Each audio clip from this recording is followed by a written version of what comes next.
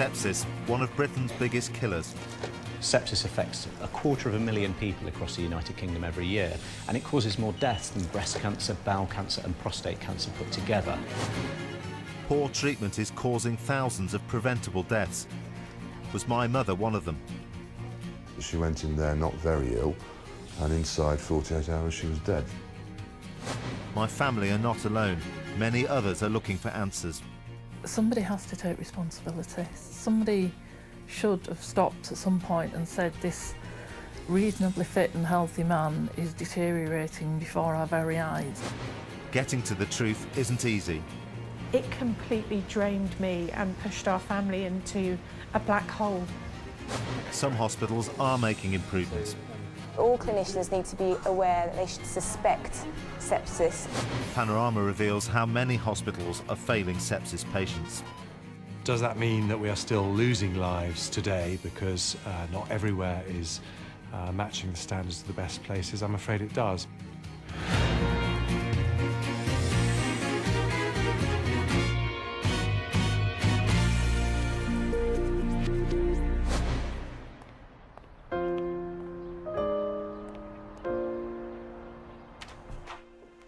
Hi. Hi, bro. How you doing? I'm all right, thank you. How are you? I'm all right, yeah. Good. How are you, Dad? Good to see you. It's almost 3 years since my mother died. Every family get-together is still bittersweet.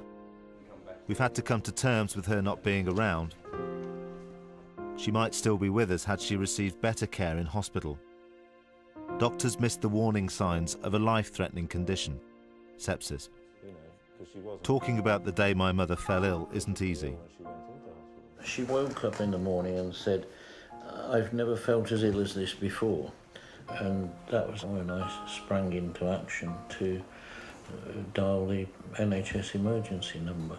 And did you think that she was, like, potentially seriously ill at that point? No, absolutely not, because she walked herself downstairs and got into the ambulance. My brother was with her the next day, when her condition worsened. We sat in the room with her, and from being able to speak, she suddenly stopped speaking, started to complain about feeling very hot, and then having lots of pain in her lower body. And then she became slightly incoherent, gasping for breath, actually. She quite clearly said to me at one point, "Oh God, is this the end?" And I said, "No, don't be silly, of course it's not." And I think those virtually the last words she ever uttered. To you? God. At 78, my mother, Margaret Jackson, was just getting to know her new grandson. She was the heart of our family. My parents had been married for 50 years. When I reached the hospital, she was in intensive care. She passed away that night. It had all happened over one weekend. Can you remember, did anyone say to us, this has been caused by this? This is why this has happened? No, absolutely not. No. And afterwards, you know, what's it been like not actually being able to say, this is what condition she had, this is why it happened like that? I mean, I still think about it all the time, really. Yeah, it's an unanswered question. And your mind says, you know, if there had been more reaction and a better reaction, would the outcome have been the same? And I've no idea. What I do know for a fact is that she went in there not very ill, and inside 48 hours she was dead, you know.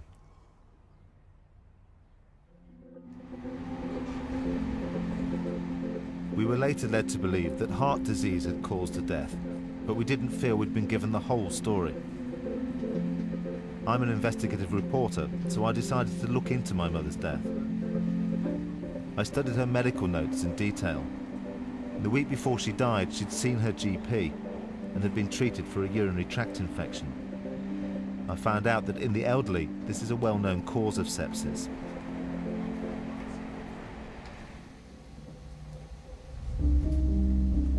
Sometimes called the silent killer, sepsis is triggered by an infection.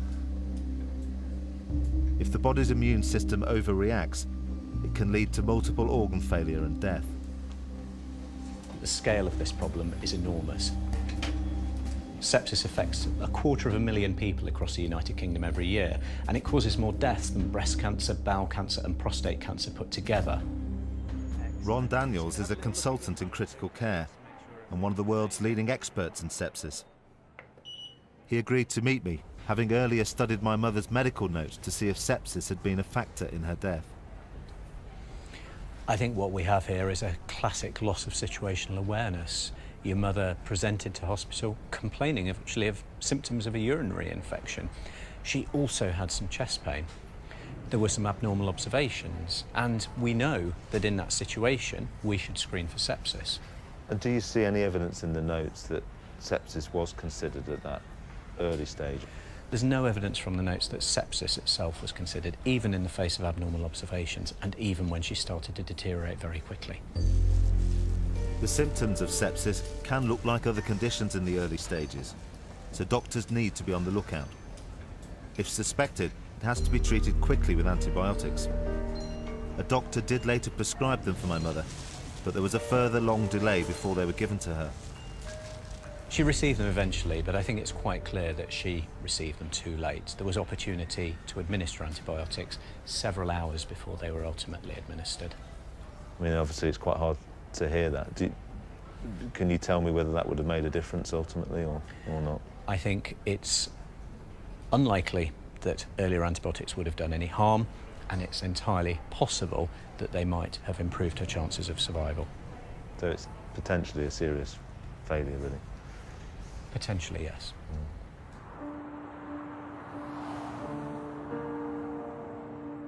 The hospital had told my family nothing about these failings after my mother's death.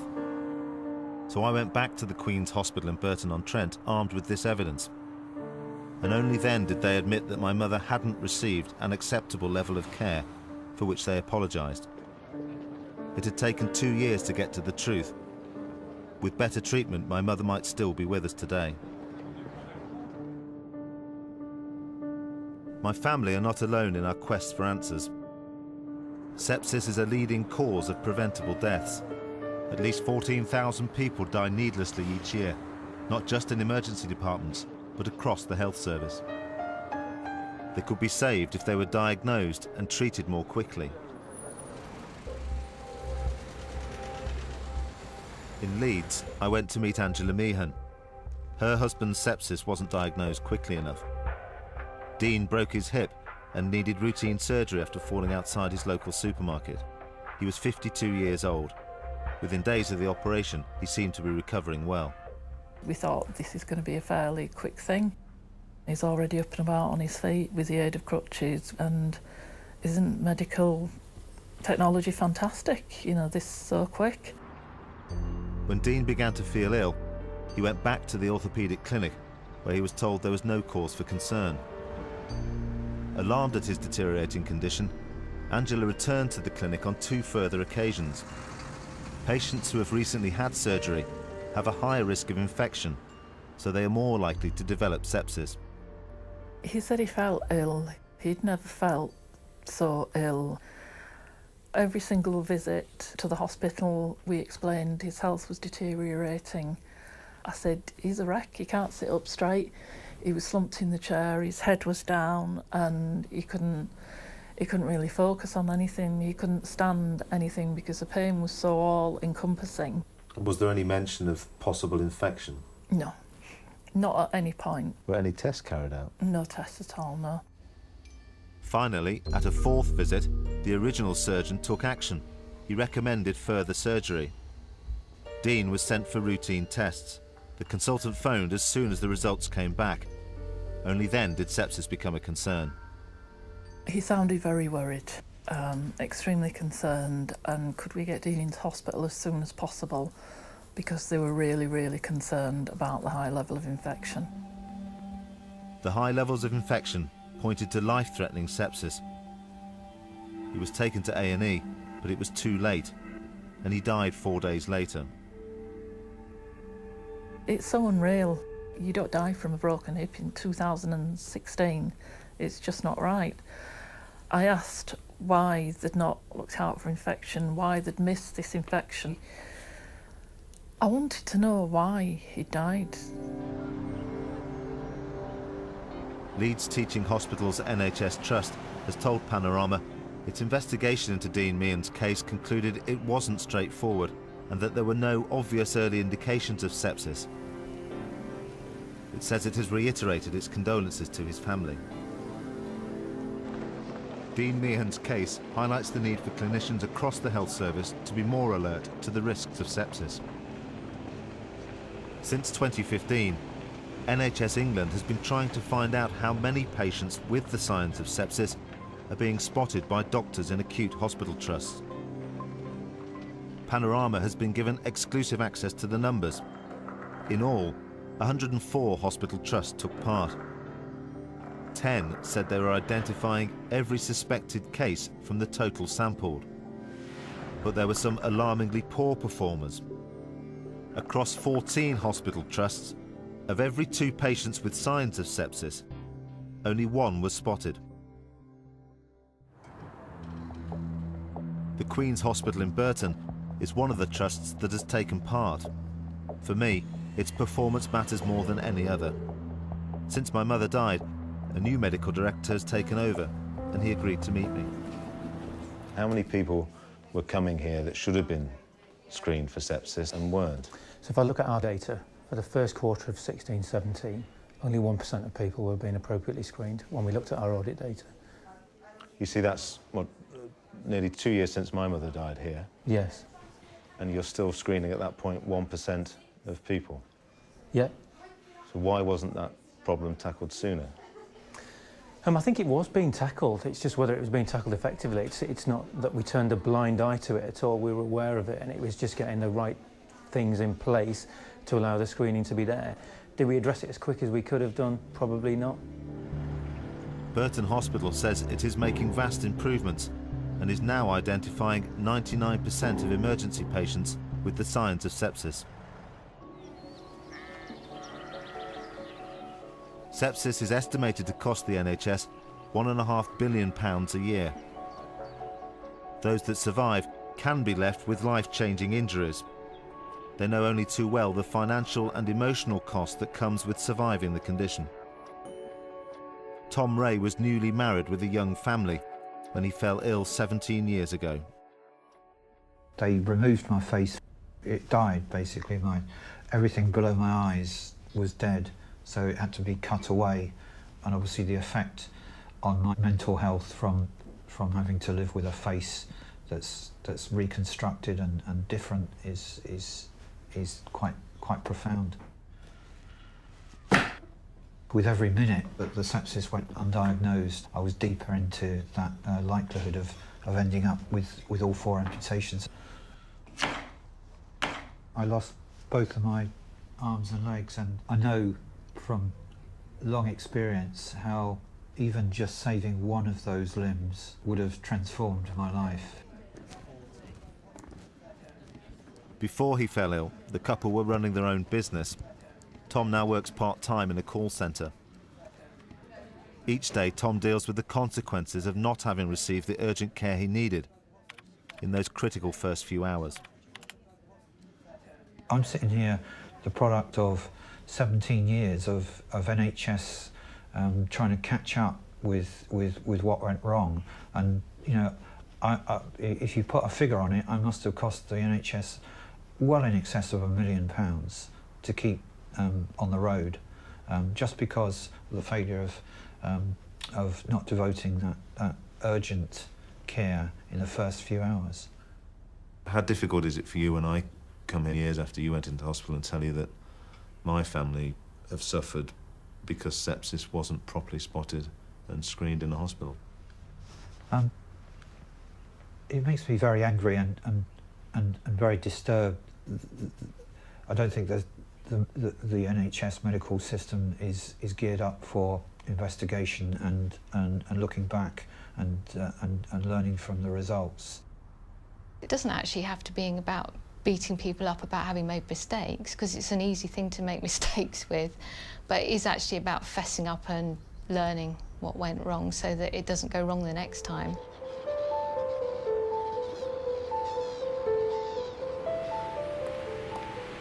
I wanted to understand the challenge doctors face in quickly identifying patients who may be developing sepsis. Nottingham has one of the busiest hospital trusts in the country. Here, it's leading the way in treating sepsis patients. The key to spotting this condition quickly is vigilance. Clinicians are constantly on the lookout for signs of infection, which can trigger sepsis.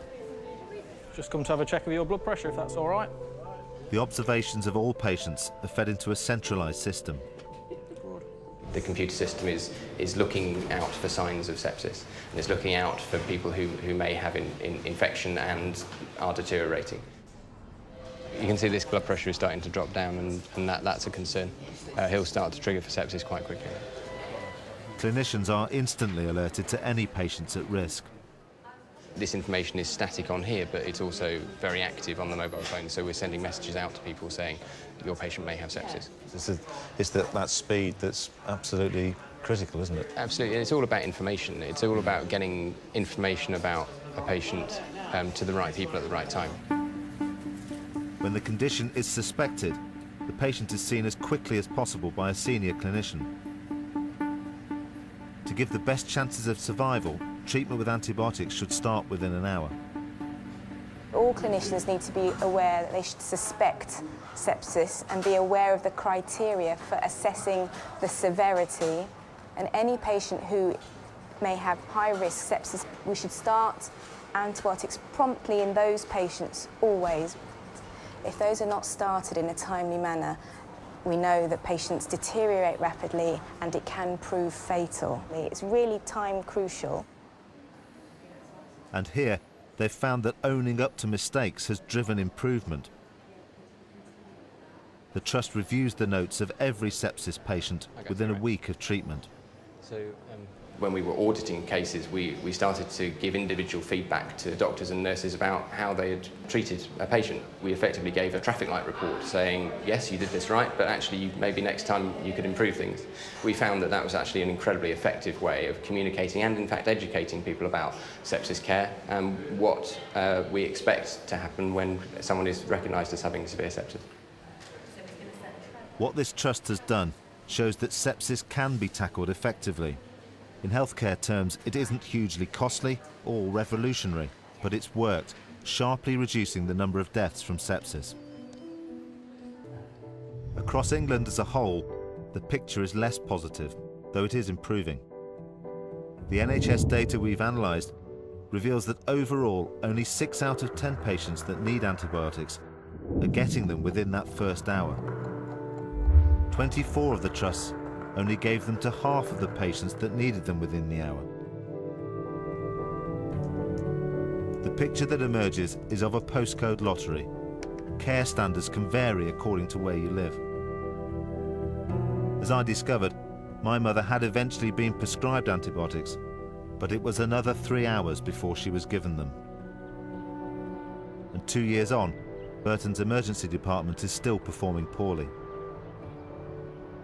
So according to your own figures, more than 50% of patients who you've screened as needing treatment for sepsis are not getting it. Yes. Within an hour. Yeah, that's correct. And that's still appalling, isn't it? It's not where we'd want to be. The issue for me is how do we improve on that? But this is a medical emergency. It's time critical. It's in a busy emergency department. There's lots of competing interests, but it's still not ideal. And I completely accept your point. So when my mother came into this hospital 3 years ago and didn't get antibiotics for hours, more than 50% of people are still experiencing that situation here today. Yes. However, can I tell you what we're doing to address that issue? We've trained 10 of our emergency senior nurses, 1 on every shift, to actually recognise sepsis and give the broad spectrum antibiotic without the need for prescription.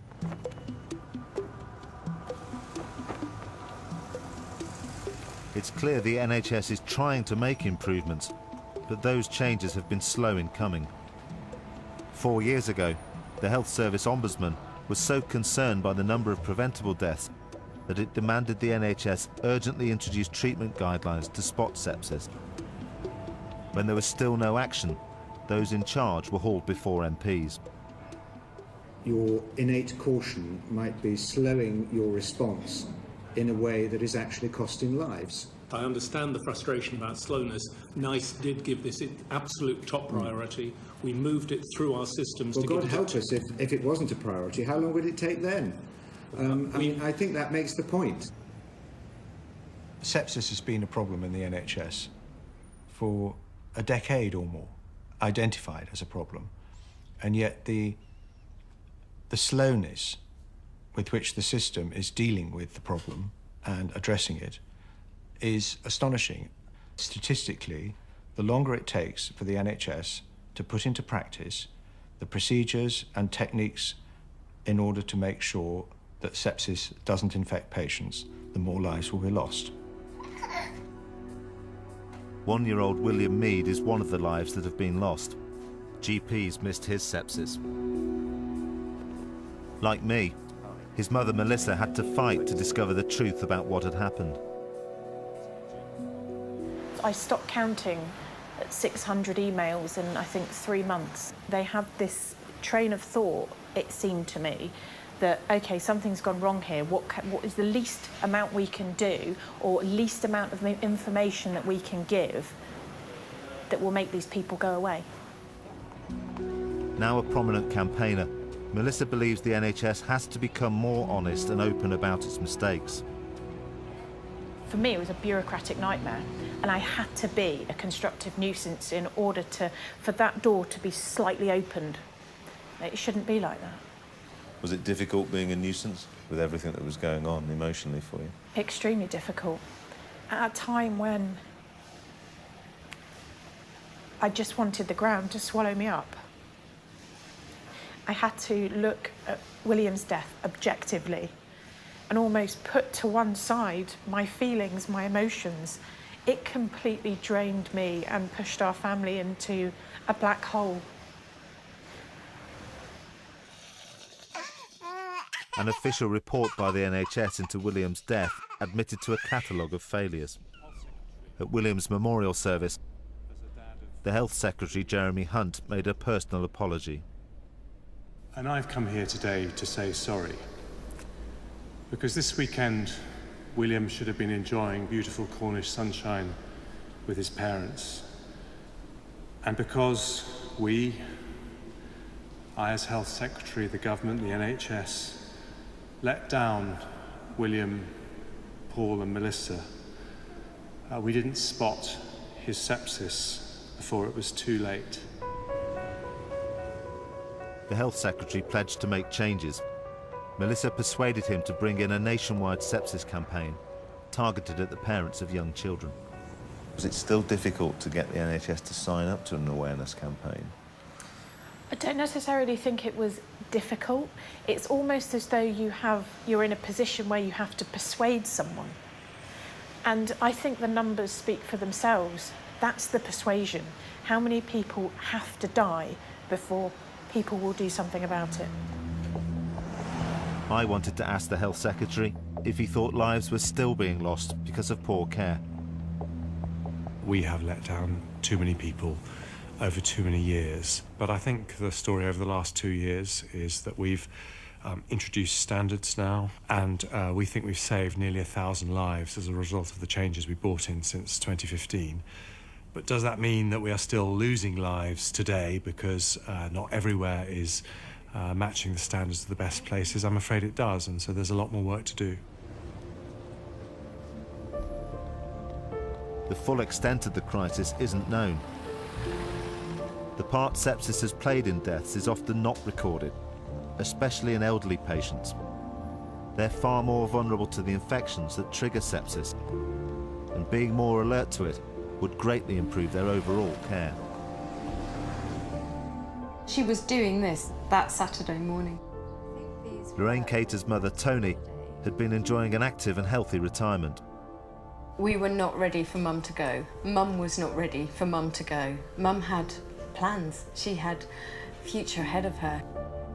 Last October, she collapsed in the family's home with pains in her stomach. She was so unwell that Lorraine called an ambulance. Several hours later, Mum had deteriorated. So she was in cold sweats. She was constantly being sick. She was really crying out in pain. And when you got to hospital, Was there a sense of urgency? We were left waiting for Mum to be seen for quite some time, and then she was examined by a doctor who was just about to finish shift and who then left. No, there was no sense of urgency. Tony's deteriorating condition should have prompted a sepsis assessment by a senior clinician.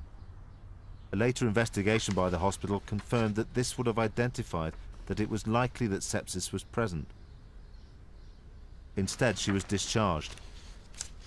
Hours later, she was rushed back to hospital. We just knew that we couldn't wait for an ambulance to come, so we took her there. Quite early on in the journey to hospital, I was holding Mum in the back of the car. I just felt her go. She was resuscitated at the hospital and underwent surgery to remove infected bowel tissue, but never recovered. The test that would have confirmed whether she had sepsis had not been carried out. As I understand it, vital signs that were taken when we were admitted to A&E should have raised a warning flag. If they just picked up, you know, her heart rate had increased, her temperature had dropped, her pain score was through the roof. Screening and looking for sepsis would have revealed the problem, you think? It would have revealed it, definitely. The chances of her surviving it, if they caught her as it was happening, it was there. Kettering Hospital apologised to Lorraine's family for the gaps in care. They told us there is now clear guidance on the use of appropriate sepsis screening. Later this year, the NHS will insist on a standard of sepsis care it expects from all hospitals in England. It is also promising to be more accountable. Well, very unfortunately, I'm coming here today telling you that it took me, my family, 2 years to find out that sepsis was potentially an issue in the case, and we've spoken to other people who are experiencing the same thing. Well, that is totally unacceptable. I think you would find that a number of trusts now would never let that happen because they have got their culture around safety and honesty right. But I wouldn't pretend that we get this right everywhere. We're on a journey. We definitely need to do a lot better, but I think we have made significant progress. It's almost 3 years since my mother died. Though during her life she had received excellent care in the NHS, when it mattered most she was badly let down. When Andrew and I started looking at what had gone on, did you ever expect that we might find something like this? No, I didn't. That I knew it wouldn't have been her wish to stir up trouble and difficulties for anybody. And then, as the situation unfolded, I became grateful to you for doing it because I could see the public necessity to focus on this and prevent other people from suffering as we undoubtedly did.